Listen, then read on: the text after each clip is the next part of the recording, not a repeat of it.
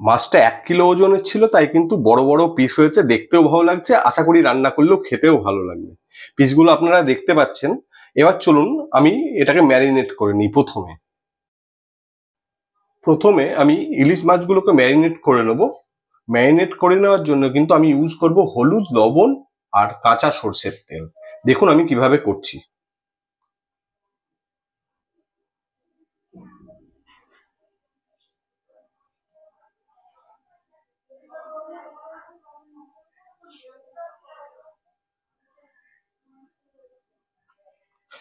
আমি হলুদ নিয়ে ফেলেছি। এবার এবার নিয়ে ফেলবো পরিমাণ মতন লবণ।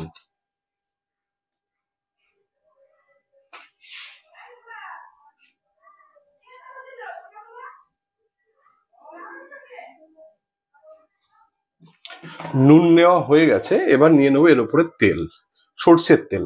ইলিশ মাছ কিন্তু সর্ষের তেলেই রান্না হয়, অন্য কোনো তেল আপনাদের ইউজ করা যাবে না।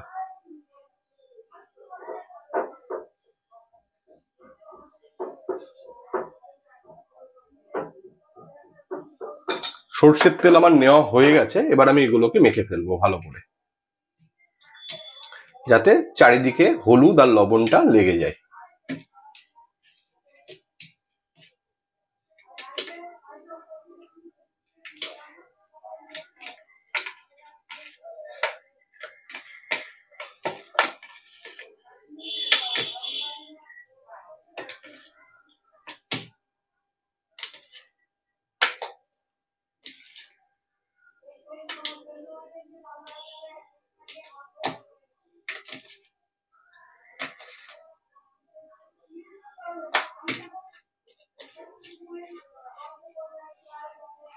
দেখুন আমার কিন্তু মাখা পুরো কমপ্লিট হয়ে গেছে। এবার এটাকে আমি রেখে দেবো কিছুক্ষণের জন্য।